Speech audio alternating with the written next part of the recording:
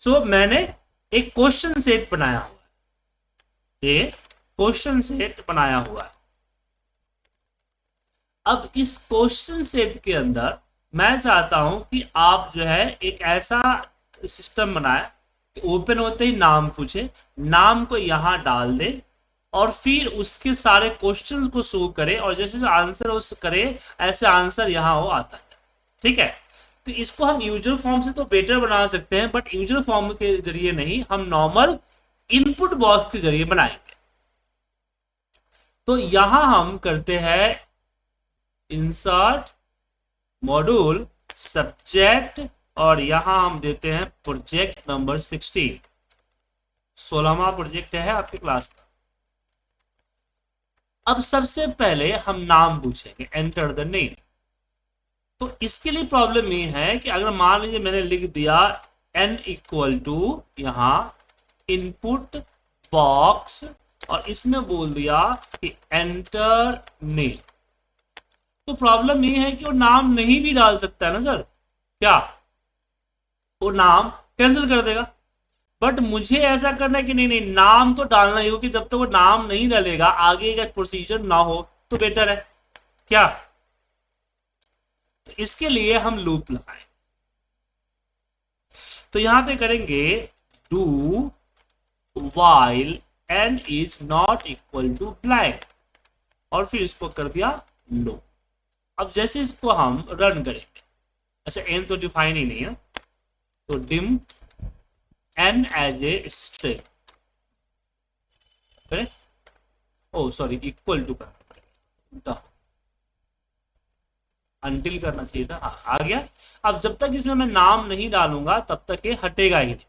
तो इसे नाम डाल दिया मैंने पूजा और जैसे ओके किया, अब मैं चाहता हूं जो पूजा डला है ना वो यहां, तो इसके लिए हम करेंगे रेंज A1 से लेके dot end xl to left dot offset 100 row end अगली colon dot value equal to n।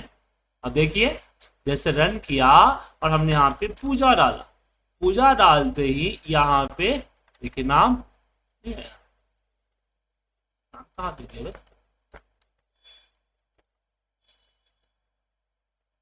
A1 dot accept left,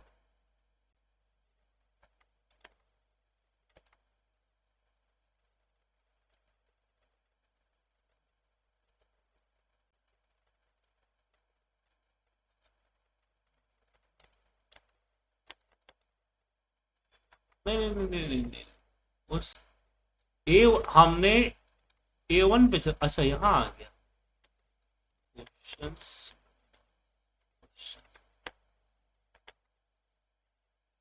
A1 dot and करके एक्सेल टू लेफ्ट किया ना मैंने, अच्छा लेफ्ट नहीं होगा इसका राइट होगा।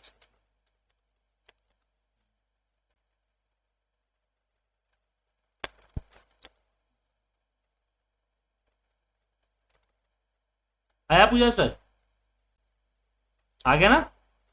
अब जहां पूजा, अब इसमें एक काम करते हैं क्योंकि सेम सीट पे तो होगी नहीं, अलग अलग सीट पे होगा, WS as a worksheet और यहां हम करते हैं सेट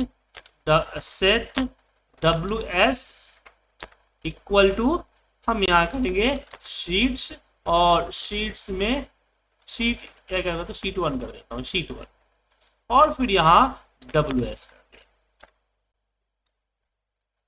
ठीक है, अब एक काम और करते हैं, dim C as a long और पहले ये जो ऑफसेट वाला आया है ना इसको उठाते हैं, कॉपी करते हैं और C इक्वल टू हम कर देते हैं डॉट कॉलम, उसका कॉलम नंबर लोड कर लेते हैं।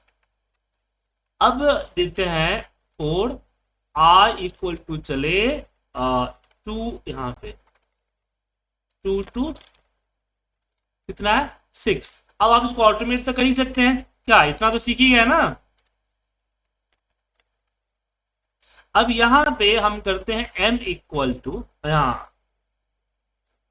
पे करते हैं कि मैसेज में पहले m इक्वल टू, और ये सबसे पहले क्वेश्चन है, तो सेल्स सेल्स सेल्स में i row and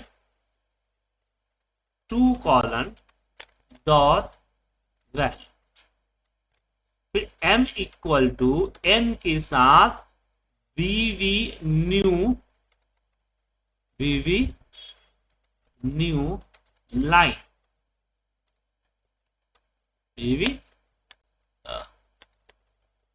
VV new line. अब एक बार और न्यू लाइन कर देते हैं, 2 बार, फिर n इक्वल टू m के साथ हम कॉन्केट करेंगे a dot concatenate cells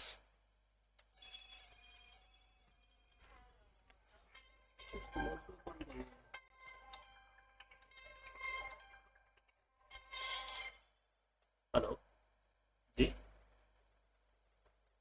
hello बोलिए, सुजीत बात कर रहा हूँ। Hello,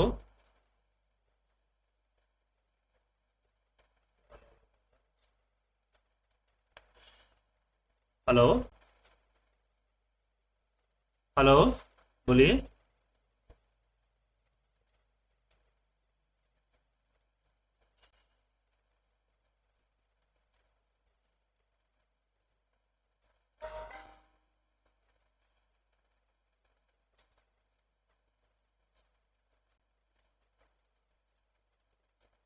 sorry sir. तो सेल्स के आई के साथ हम यहाँ पे, अब यहाँ पे ऑप्शन ए कहाँ है, ये तीसरे नंबर कॉलम पे, तो तीसरा number column dot value value, और उसके साथ अब वापस इसी को कॉपी करके यहाँ पे पेस्ट करते हैं, और यहाँ पे हो जाएगा बी, और तीसरे के जगह पे हो जाएगा हमारा चौथा, और वापस m इक्वल टू m, और हम एक बार और कर देते हैं यहाँ पे c, और ये चौथा नंबर। अब हम यहां करते हैं a equal to answer equal to input box, और यहां बोला, अब यहाँ पे प्रॉम्प्ट होना चाहिए m, टाइटल क्या होना चाहिए, तो टाइटल में हमने दिया सेल्स में I number row and column number 1 dot. अब डिफॉल्ट क्या होना चाहिए, तो डिफॉल्ट हमने कर दिया नन, नहीं डिफॉल्ट अब रखना तो रखिए, छोड़ दीजिए, कोई दिक्कत नहीं। अब जो आंसर आया उसके अंदर सेल्स में i row end c colon, answer के लिए निकाल रखा है ना मैंने, c colon dot value equal to a. ठीक है, अब जहां जहां हमने सेल्स का इस्तेमाल किया है वहां WS डाल के डॉट डालिए, ताकि सीट को रेफरेंस ले ले, नहीं तो फिर वो सीट नहीं ले पाएगा।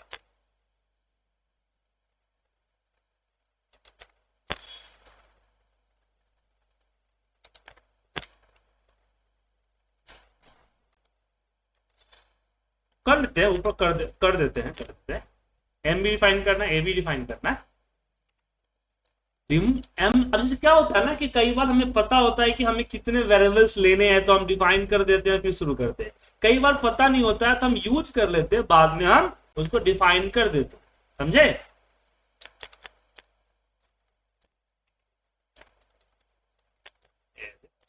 हो गया सर। अब इसको एक बार रन करते हैं, रन किया, रन किए, रन करते सबसे पूछे पहले नाम पूछता है नाम, तो मान लीजिए नाम मैंने ओम दे दिया, ओम दैट। अब देखिए, अब इसके बीच में देखिए गैप नहीं है, दिख रहा है आपको, गैप है नहीं, तो ए बी ए सी ए, तो ये सारा आंसर आ गया ना सर। अब आंसर जो आएगा वो यू केस में आना चाहिए, यू केस, अपर केस। तो अपर केस कर दिया पहला। अब ए जो आपको दिख रहा है ना डब्ल्यू एस वाला, अब इसको यहां तोड़ना हो, m equal to m underscore v v tab, ताकि टैब का गैप आए, गैप नहीं था ना सर, देखा था आपने, और यहां भी वी वी टैब और एंड, ठीक है। अब रन करें एक बार, रन किया, नाम मैंने यहां पे मान लीजिए लीला रखा, थोड़ी देर पहले कॉल आया था। एनो अब आया पहला क्वेश्चन नंबर 1, मैंने यहां पे ऑप्शन ए डाला, तो देखिए ऑप्शन ए आया, फिर यहां पे हम ऑप्शन बी डालेंगे तो बी आ जाएगा, ऑप्शन सी डालेंगे सी आ जाएगा, ए डालेंगे ए आ जाएगा, एंड सी डालेंगे सी आ जाएगा। ये देखिए आ गया, आ गया ना सर।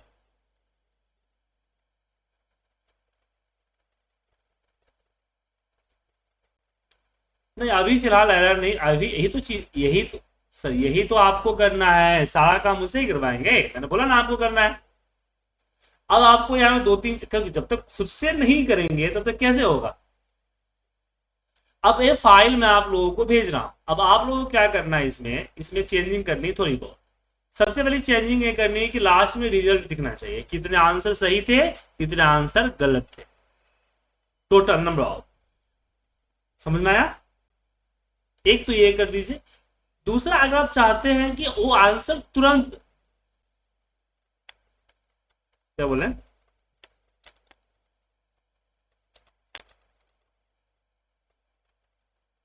नहीं अगर दो चीजें हैं, एक हुआ कि आप साथ साथ दिखाना चाहते हैं कि भाई करेक्ट हुआ, आपने डाला इनकरेक्ट, पॉपअप दिख जाए, साउंड हो जाए बीप करके ना, तो कर दीजिए पहला। दूसरा, लास्ट में रिजल्ट दिखा दीजिए कि भाई जितना क्वेश्चन अटेम्प्ट किया आपने, कितना सही किया कितना गलत किया, कितना परसेंटेज है, क्योंकि आंसर तो यहां लिखा हुआ है ना, आपको इफ कंडीशन तो लगानी है और क्या करनी है, इतना तो करना ही पड़ेगा आपको से। इतना आप कीजिए, फिर हम कल आपके साथ डिस्कस करेंगे यूजर फॉर्म, ब्राउज बटन, कल हम बात करेंगे ब्राउज बटन पे।